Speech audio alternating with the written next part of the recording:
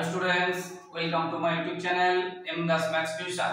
আজকে ক্লাস 10 এর কোষে দেখি 16 লম্ব বৃত্তাকার শঙ্কু কোষে দেখি 16 মোস্ট ইম্পর্টেন্ট অঙ্কগুলো করাচ্ছি। মাই ডিয়ার স্টুডেন্টস, মন দিয়ে দেখতে থাকো, শেষ পর্যন্ত না টেনে দেখতে থাকো, তোমাদের পরীক্ষায় কিন্তু আসে এগুলো থেকে, তাই মন দিয়ে দেখতে থাকো বন্ধুরা। তো যারা আমার পার্ট 1 টা দেখোনি তারা কিন্তু পার্ট 1 টাও দেখে নেবে, এর আগের যে অঙ্কগুলো আছে। তো আজকে করাচ্ছি 6 দাগেটা করাচ্ছি। 6 দাগে আজকে 6 দাগে কি আছে? 6 দাগে আছে লম্ব বৃত্তাকার শঙ্কুর আকৃতির একটি তাঁবু তৈরি করতে 77 বর্গমিটার ত্রিপল লেগেছে। একটি তাঁবু তৈরি করতে 77 বর্গমিটার ত্রিপল লেগেছে। তাঁবুটি তির্যক উচ্চতা দেওয়া আছে 7 মিটার, তার ভূমিতলের ক্ষেত্রফল কত? দেখো তাঁবু এটা দেওয়া আছে, এটাতে বলা আছে 77 বর্গমিটার ত্রিপল লেগেছে, বর্গমিটার ত্রিপল লেগেছে। এবং এর তির্যক উচ্চতাটা দেওয়া আছে, তির্যক উচ্চতা দেওয়া আছে 7 মিটার, মানে এটা দেওয়া আছে 7 মিটার, এটা দেওয়া আছে 7 মিটার দেওয়া আছে। কোথায় এবার কি চেয়েছে? তাঁবুটির ভূমিতলের ক্ষেত্রফল কত, এইটা কত চেয়েছে, এটা কত আমাদের বের করতে হবে। এখন তাঁবুটি দেওয়া আছে ত্রিপল দেওয়া আছে, তার মানে কি এটা বক্রতল বা পার্শ্বতলের ক্ষেত্রফল দেওয়া আছে। তাঁবুতে ত্রিপল লেগেছে 77 বর্গ মিটার, তার মানে কি এই ত্রিপল লেগেছে মানে এটা 77 বর্গ মিটার, মানে কি পার্শ্বতল বা বক্রতলের ক্ষেত্রফল। ঠিক আছে, তাহলে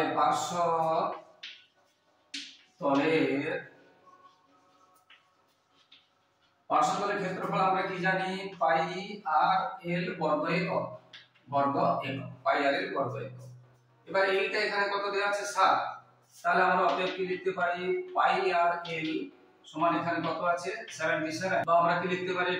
22/7 ইনটু আর আরটা দেওয়া নেই, এলটা দেওয়া আছে 7 আর এখানে দেওয়া আছে 77। বা আমরা আর তাহলে কি বের করব? এখানে যে 77 আছে, এবারে নিচেরটা উপরে উঠে যাবে আর উপরের গুলো নিচে নেমে যাবে। 7 কেটে গেল আর 11 22 11 7 77, তাহলে কত হলো? 7/2। আর আমরা এটা 3.5 আমরা লিখতে পারি, 3.5 আমরা লিখতে পারি। ঠিক আছে, তা আর কি চেয়েছে? তাঁবুর ভূমিতলের ক্ষেত্রফল কত, এটা চেয়েছে। ভূমিতলের ক্ষেত্রফল মানে কি? বৃত্তের ক্ষেত্রফল। ভূমিতলের ক্ষেত্রফল হচ্ছে পাই আর স্কয়ার, ক্ষেত্রফল হচ্ছে পাই আর স্কয়ার বর্গ একক। তো পাই মান তো আমরা জানি সবাই 22/7, আর আমরা এখন কত পেয়েছি? 7/2 লিখতে পারি আর এটা লিখতে পারি। তাহলে 7/2 স্কয়ার আছে বলে দুবার লিখলাম 7/2। এবং বর্গ কি? বর্গ এগুলো কি ছিল? এগুলো 6 দাগের বর্গ মিটার ছিল, তাহলে বর্গ মিটার। এবার আমরা 7 কেটে দিতে পারি 1 আর 2 দিয়ে আমরা কাটতে পারি 2, এটা কাটতে পারি। তাহলে কি থাকলো? 11 7 আর নিচে থাকছে 2, সমান থাকলো 77/2। 11 আর 7 থাকলো 77/2। এবারে বর্গ মিটার। এবারে উপরে বড় থাকলে আমাদের কি করতে হবে? উপরে বড় থাকলে আমাদের ভাগ করতে হবে, এটা আমরা জানি। 2 দিয়ে ভাগ করে 2 3 6 18, 17 2 আসছে 16 17 1 2 5 10, এত বর্গ মিটার, এটা হয়ে গেল। ঠিক আছে, এরপরে এই হচ্ছে সূত্র বুঝে নিয়ে, সূত্র মুখস্থ করে অঙ্কটা বুঝে নিতে হবে। অনেক সময় বাইরে থেকে আসে, প্রয়োগ থেকেও আসে, বাইরে থেকেও আসে। এবারে 7টাতে আছে লম্ব বৃত্তাকার শঙ্কু ভূমিতলের ব্যাস আছে 21 মিটার এবং উচ্চতা আছে 14 মিটার। প্রতি বর্গ মিটারে এত টাকা হিসেবে পার্শ্বতল রং করতে। দেখো 7 দাগে ব্যাস আছে, তার আমরা ব্যাসার্ধ কত পাবো? ব্যাসকে 2 দিয়ে ভাগ করলে আমরা ব্যাসার্ধ পাবো। ব্যাস দেওয়া ছিল 21 মিটার, তাহলে ব্যাসার্ধ কত পাবে? 21/2। সব সময় ব্যাসার্ধটা কাজে লাগে, ব্যাসটা কাজে লাগে না। ঠিক আছে, আর উচ্চতা কত দেওয়া আছে? উচ্চতা দেওয়া আছে 14 মিটার, উচ্চতা দেওয়া আছে 14 মিটার। এবারে প্রতি বর্গ মিটারে এত টাকা পার্শ্বতল রং করতে। পার্শ্বতলের ক্ষেত্রফল আমরা জানি,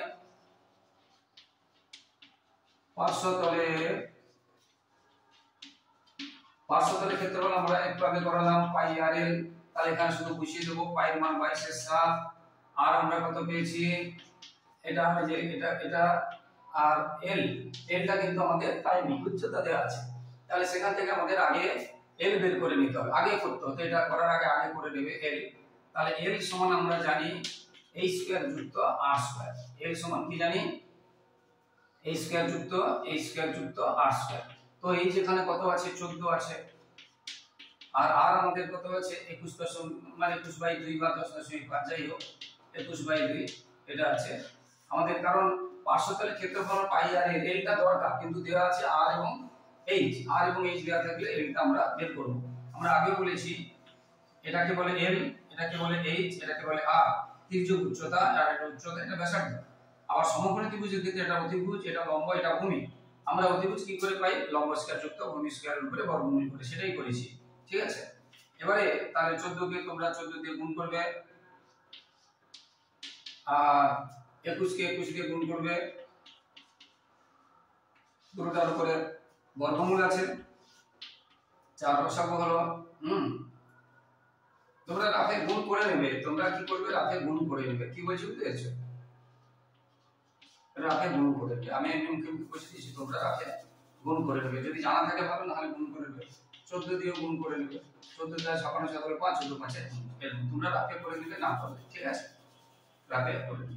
তো এবারে 4 লসাগুলো নিচে আমি 1 দিয়ে করলাম, 4 6 24 এর 4 হাতে থাকলো 2, হ্যাঁ 4 9 36 37 38 এর 8 হাতে থাকলো 3, 4 কে 4 3 7, আর এটা থাকলো। এবং পুরোটার উপরে কি আছে, পুরোটার উপরে বর্গমূল আছে। তো এটা যোগ করলে কি পাচ্ছি, 4 কে 5 8 4 12 দিয়ে হাতে থাকলে 7 4 12, এবং পুরোটার উপরে কি আছে, বর্গমূল আছে, পুরোটার উপরে বর্গমূল। তো এটা আমরা জানি, দেখতে পাচ্ছি 2 এর বর্গ 4 এর বর্গমূল 2 হয়।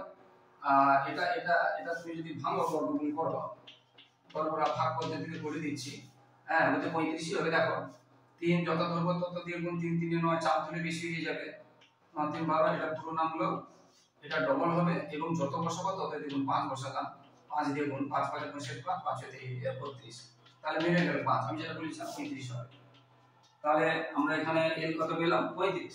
তাহলে পাই আর এল, আগে এলটা বের, এই লাইনটা করার আগে এই পুরো অংশটা আগে এটা করবে, তারপরে এই লাইনটা করবে। আমি করে ফেলেছি, কিন্তু তোমরা আগে এটা করবে, এই পুরো অংশটা করবে, তারপরে এটা শুরু করবে, ঠিক আছে। তাহলে এল এর মান আমরা কত পেলাম, 35/2। এবারে আমরা কাটাকাটি করব, 7 আছে 35, 2 11, আর তো কাটছে না, তাহলে নিচে থাকলো 2, উপরে থাকলো 11 21 এবং 5। এইটা, এবং ক্ষেত্রফলটা যেহেতু পার্শ্বতলের ক্ষেত্রফল একক কি হবে, এককটা কিসে ছিল, মিটারে ছিল, তাহলে বর্গ মিটার হবে, কি হবে, বর্গ মিটার। একক বসাতে হবে, না হলে কিন্তু হয় না, বর্গ মিটার, বর্গ মিটার একদম এখানেই বসাতে হবে, তারপর এখানে আসবে বর্গ মিটার। এবারে এটা আমাদের গুণ করে, আমাদের কি করতে হবে, গুণ করে ভাগ করতে হবে। তাহলে এটা আমরা যদি গুণ করে ভাগ করি, এটা মুছে দিই, এটা 577.5 বর্গ মিটার। এটা আমরা কি পেলাম, পার্শ্বতলের ক্ষেত্রফল পেলাম। এবারে প্রতি বর্গ মিটারে 1.50 মানে 1.50 টাকা, মানে 1 টাকা 50 পয়সা করে রং করা হবে। কত কত খরচ হবে, ওইটা রং করাতে গুণ করে দিবে, কি বুঝতে পেরেছো, ওইটাকে আবার 1.50 দিয়ে গুণ করবে। তাহলে গুণ করলে কত হবে, 866.25 টাকা। দেখো আমাদের তো এত বর্গ মিটার বেরিয়েছে, আর 1 বর্গ মিটারের খরচ হয়েছে, বইতে বলা আছে প্রশ্নে 1 বর্গ খরচ 1.5 টাকা। তাহলে পার্শ্বতল রং করতে খরচ হবে, পার্শ্বতল রং করতে খরচ হবে। তাহলে আমাদের এই যে বর্গ মিটার আছে, এটাকে কি করতে হবে, পার্শ্বতলের যে ক্ষেত্রফলকে আর কত টাকা দিয়ে বলছে 1.5 টাকা দিয়ে গুণ করতে হবে, এবং সেটা গুণ করলে কত বেরোবে, গুণ করলে এটা বেরোবে 8.66.25 টাকা, এটা বেরোবে পার্শ্বতলের ক্ষেত্রফলকে তার প্রতি এটা গুণ করতে যেটা পেয়েছে সেটা বেরোবে। 8 দাগে একটা শঙ্কু আকৃতির একটি কাঠের খেলনার ভূমিতলের ব্যাস দেওয়া আছে 10 সেমি। শঙ্কু আকৃতি কাঠের খেলনা, মানে এটা এরকম করে ভূমিতলের ব্যাস দেওয়া আছে, কিন্তু ব্যাস দেওয়া আছে 10 সেমি। তাহলে ব্যাস থাকলে আমরা ব্যাসার্ধ পাবো, কত দাগে, 8 দাগে। তাহলে ব্যাসার্ধ কত হবে, 10/2 সমান 5 সেমি একটা বেরিয়ে গেল। ঠিক আছে, তাহলে ভূমিতলের ব্যাস দেওয়া আছে 10 সেমি, ব্যাসার্ধ পেয়ে গেলাম। খেলনাটি 4 পাশ প্রতি বর্গ সেমি 2.10 টাকা হিসাবে পালিশ করতে এত টাকা খরচ হয়।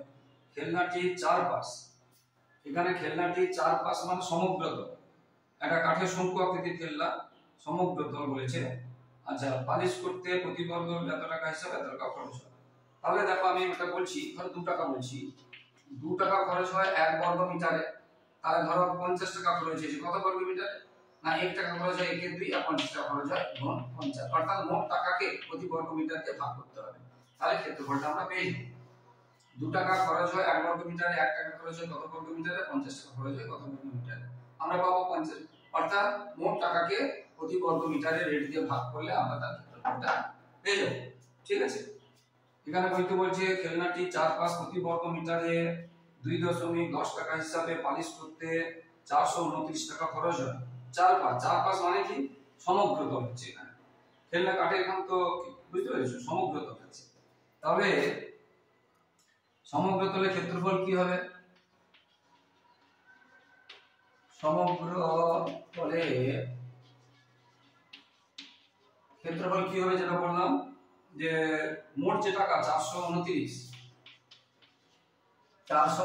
টাকাকে এটা টাকা কত বলেছে, 2.10 টাকা প্রতি বর্গ সেমি, প্রতি বর্গ সেমি 2.10 টাকা কি বলেছে, বর্গ সেমি। মোট টাকাকে কি করবে, প্রতি বর্গ সেমি দিয়ে ভাগ করলে কত ক্ষেত্রফলটা পেয়ে যাবে। ঠিক আছে, তো এখানে এটা যদি আমরা বের করি, এটাকে যদি ভাগ করি বা দশমিক তুলে যদি আমরা করি, দুটো দশমিক আছে দিয়ে এর ভেতর কেটে দিলাম, এটা বের করব।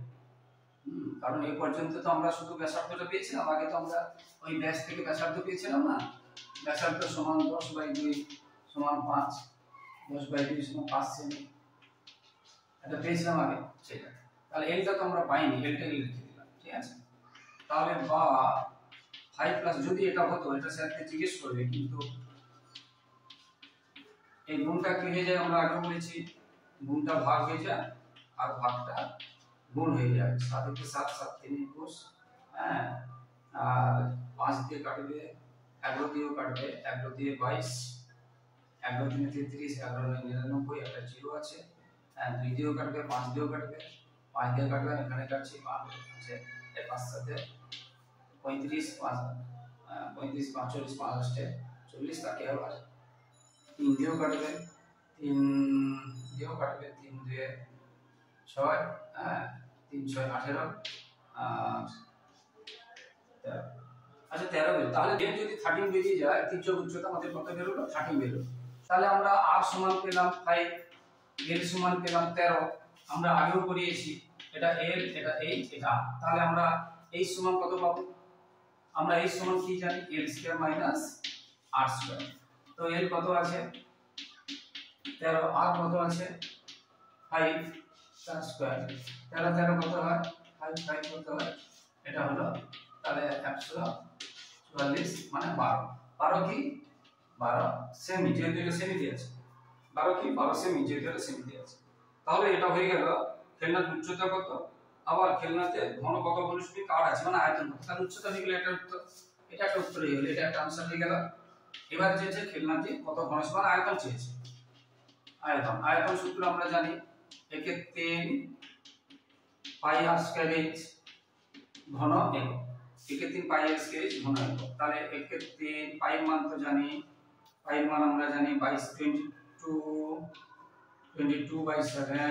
ইনটু r সমান কত ছিল 5 ছিল, তাহলে 5 × 5, আর h কত বেরোলো, h বেরোলো 12, এটা লিখতে হবে ঘন সেমি, ঘন সেমি। এখানে 3 দিয়ে কাটবে, 3 4 12, আর তো কাটছে না, তাহলে উপরে উপরে গুণ করবে, নিচে 7 আছে, 7 দিয়ে ভাগ করলে তোমাদের উত্তরটা বেরিয়ে যাবে। গুণ করতে 0.29 ঘন সেমি, 314.29 ঘন সেমি, এটা উত্তর বেরিয়ে গেল। ঠিক আছে বন্ধুরা, আচ্ছা এরপরে এবারে 9টা কিন্তু মোস্ট ইম্পর্টেন্ট, 9টা কিন্তু মোস্ট ইম্পর্টেন্ট আছে অঙ্ক 9টা।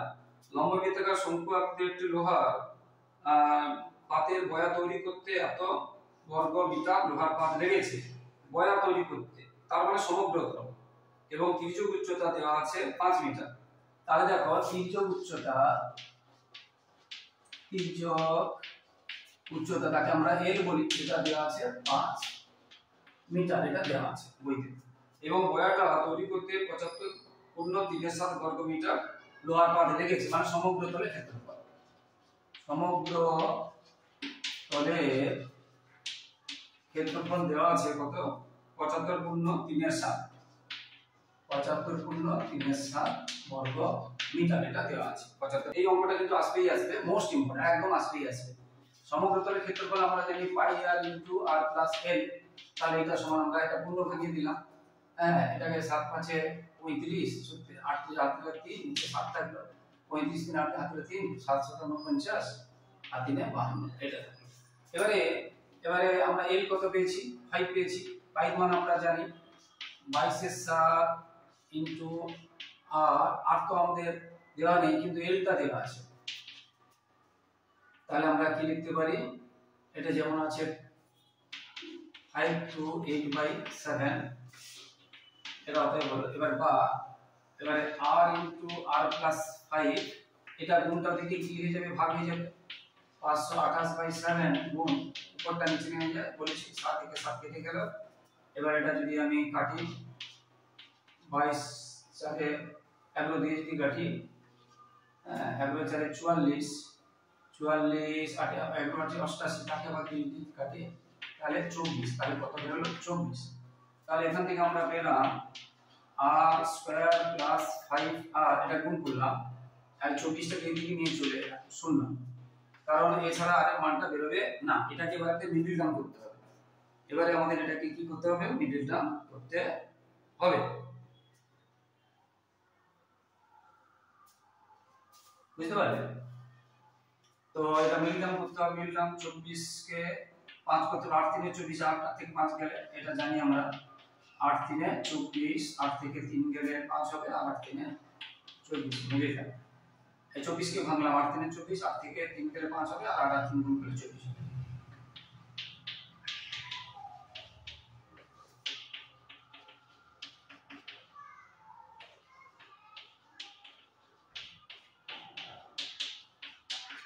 এটা পেলাম। এবারে এখান থেকে নিচে লিখবে, তোমরা এখানে লিখছি, তাহলে r প্লাস 8 সমান 0 হবে, অথবা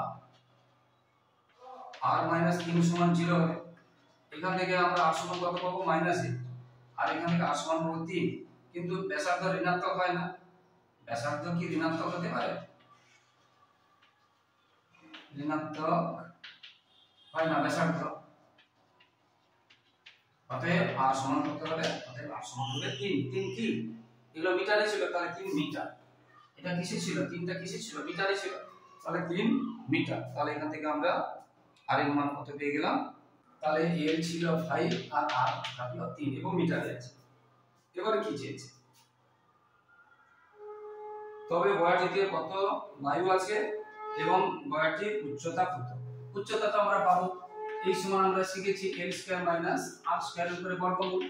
এই যে আমাদের কত l বের করব, তাহলে l টা কত আছে? 5, তাহলে 5 এর স্কয়ার মাইনাস এটা 3 এর স্কয়ার, তাহলে কত হবে? 5 5 এ 25, 3 3 এ 9, এবং সেটা কত হচ্ছে? 16, তার মানে কত হচ্ছে?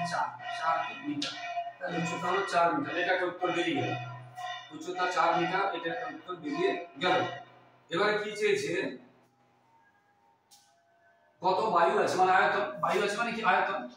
তাহলে আয়তন বের করবে। আয়তন আমরা জানি 1/3 পাই r স্কয়ার h। তাহলে 1/3 পাই মান আমরা জানি 22 এর 7, আর আমাদের এখন কত?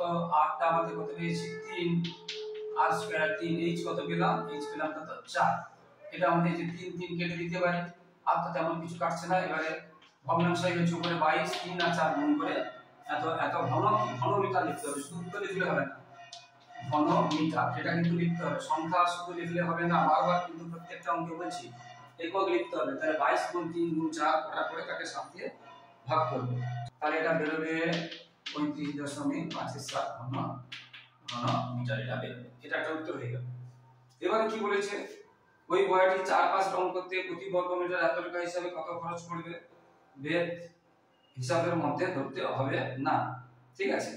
চারপাশ রং করা, চারপাশ রং করা। তাহলে চারপাশ মানে সমগ্র তলের ক্ষেত্রফল, সমগ্র তলের ক্ষেত্রফল সূত্র আমরা শিখেছি পাই আর ইনটু আর প্লাস এল বর্গ একক। সমগ্র তলের ক্ষেত্রফল কি?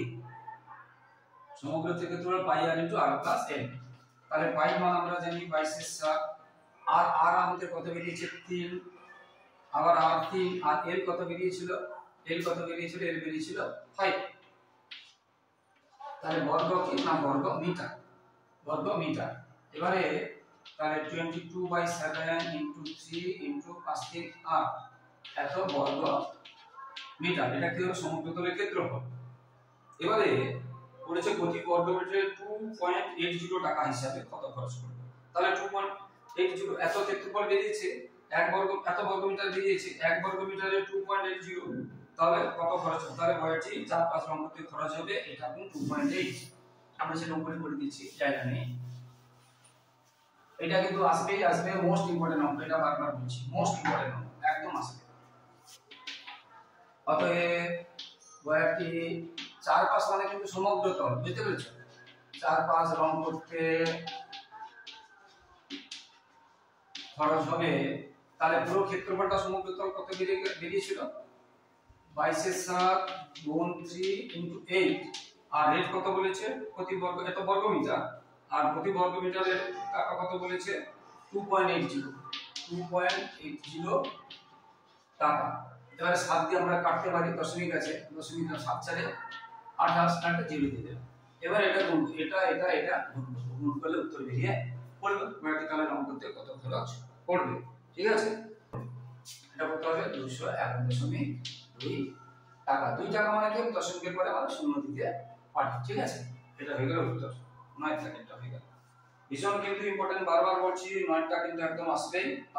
পরীক্ষা কিন্তু এই পদ্ধতিগুলো শিখলে এবং সূত্রগুলো শিখলে তোমরা যে কোনো অঙ্ক এলে করতে পারো। পরিমিতি কিন্তু বাইরে থেকে আসতে পারে, তাই ভালো করে বুঝে করতে হবে। তো বন্ধুরা, যারা আমার ইউটিউব চ্যানেলটি দেখছো সকলকে ধন্যবাদ। আর যারা আমার চ্যানেলে নতুন দেখছো চ্যানেলটি, আমার স্টুডেন্ট প্রিয় ছাত্রছাত্রী, তোমরা কিন্তু চ্যানেলটিকে সাবস্ক্রাইব করতে ভুলো না। প্লিজ বন্ধুরা, চ্যানেলটিকে সাবস্ক্রাইব করে লাইক কমেন্ট ও শেয়ার করে একটু হেল্প করে একটু পাশে থাকো বন্ধুরা। সবার ভবিষ্যৎ খুব ভালো হোক। সবাই মন দিয়ে পড়াশোনা করো আর পরবর্তী ভিডিও দেখতে থাকো এবং আগের ভিডিওটা দেখে নাও। কারণ বেস 1 2 3 এর বেসগুলো না শিখলে, সূত্রগুলো না শিখলে একটু অসুবিধা আছে। তাই আগের ভিডিও দেখবে, এটা তো অবশ্যই দেখবে, পরের ভিডিও দেখবে। পরের ভিডিও মোস্ট ইম্পর্টেন্ট অঙ্কগুলো আছে।